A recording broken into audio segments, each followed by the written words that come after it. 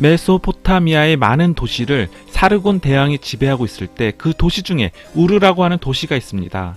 성경의 창세기를 보면 아브람에 대한 이야기가 나오는데 여기에 우르가 나옵니다. 옛날 옛적에 아브람이라는 사람이 우르라는 도시에서 아버지 데라와 함께 살고 있었습니다.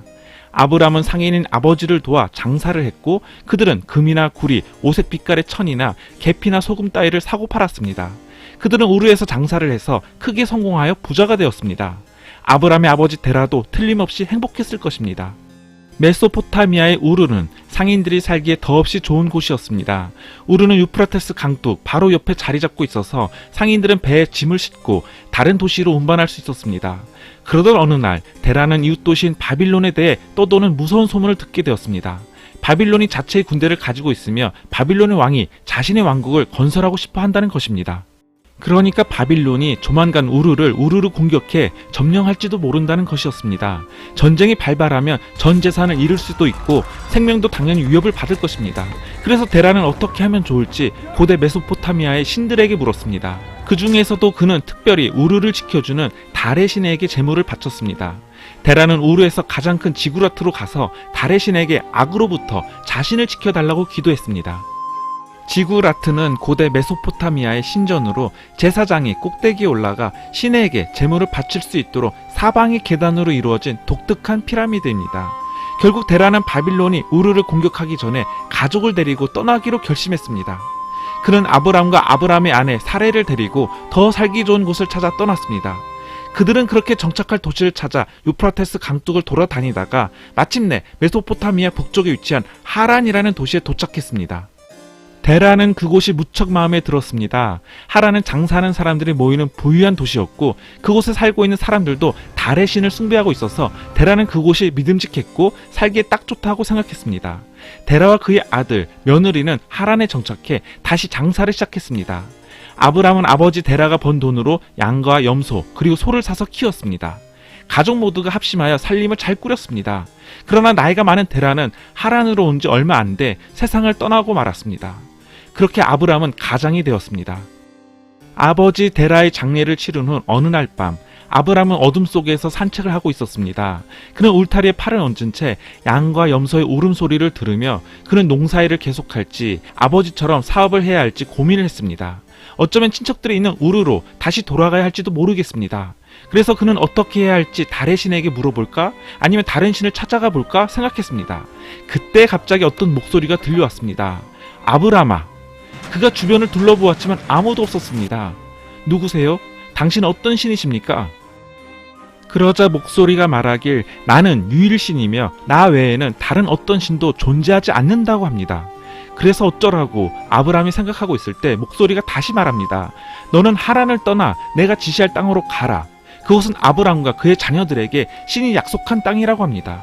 그리고 아브람을 통해 위대한 나라를 이루며 아브람의 친구들은 축복하고 그의 적들은 저주하겠다고 말씀하십니다. 또한 이 땅 위에 있는 모든 사람들이 아브람을 통해 축복을 받을 것이라고 합니다. 이처럼 목소리는 아브람에게 가나안으로 가라고 합니다. 그런데 아브람은 자신이 그 먼 곳 가나안으로 가게 되리라고는 생각해 본 적도 없었습니다. 무엇보다도 그곳에는 큰 상업도시도 없었고 장사에 도움을 주는 강도 없었기 때문입니다. 메소포타미아는 그가 알고 있는 단 하나의 문명화된 곳이었습니다. 그런 메소포타미아에서 가나안은 멀어도 너무 먼 곳이었습니다. 더욱이 가나안에는 낯선 민족들이 살고 있었는데 그런 돈도 안 되고 위험이 도사리는 곳으로 왜 가야 되는지 아브라함은 알 수 없었습니다. 그러나 아브람은 신의 말씀에 순종하기로 결정했습니다. 왜 그랬을까요? 과연 그 목소리는 신의 목소리였을까요? 그가 경험한 것을 우리는 알 수 없지만 이유에 어쨌든 아브람은 더 이상 하란에 머물 이유가 없었습니다. 그래서 그는 아내 사레와 하인들, 양, 염소, 젖소 그리고 낙타를 모두 데리고 길을 떠났습니다. 하란이라는 안전한 도시를 떠나 황무지를 향해 떠난 것입니다.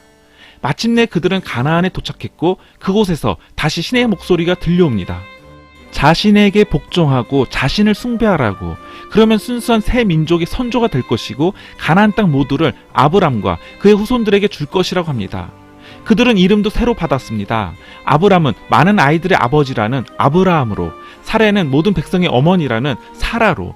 그런데 아브라함에게 신의 말씀은 너무 웃기게 들렸습니다. 왜냐하면 아브라함은 이미 나이가 많은 노인이었기 때문입니다. 그래서 신의 약속에 자꾸만 웃음이 나왔습니다. 사라와 나는 나이가 많은데 어찌 아이를 가질 수 있단 말입니까? 목소리가 말합니다. 신에게는 불가능이란 없다고. 그런데 그런 일이 실제로 일어났습니다. 이듬해 사라는 정말 아이를 가진 것입니다. 그때 그녀의 나이가 90살입니다. 그래서 아브라함과 사라는 아이에게 이삭이라는 이름을 지어주었습니다. 이삭이란 웃음이라는 뜻입니다. 그들이 믿는 신이 아이를 약속했을 때 그들이 웃었다고 해서 그렇게 지은 것입니다. 후에 이삭은 에서와 야곱을 낳았고 야곱은 12아들을 낳았습니다. 이 12명의 아들은 모두 자신의 가족을 이루고 가나안에서 살았습니다. 아브라함의 자손은 점점 더 늘어나 마침내 야곱의 아들들 하나하나의 이름을 딴 부족들이 생겨나게 되었습니다. 유다 부족은 야곱의 아들 유다의 이름을 딴 것이고 베냐민 부족은 야곱의 막내 아들인 베냐민에서 이름을 딴 것입니다. 이 12부족들은 후에 이스라엘 민족 또는 유대 민족으로 알려지게 됩니다. 아브라함, 그가 역사 가운데 중요한 인물인 이유는 유대인, 무슬림, 그리고 가톨릭, 동방정교회, 개신교라는 그리스도인까지 믿음의 조상으로 오늘날까지 막대한 영향력을 행사하기 때문입니다. 다음 시간에는 믿음의 조상 아브라함, 그의 증손자 요셉의 이야기로 다시 찾아뵙겠습니다. 시청해 주셔서 감사합니다.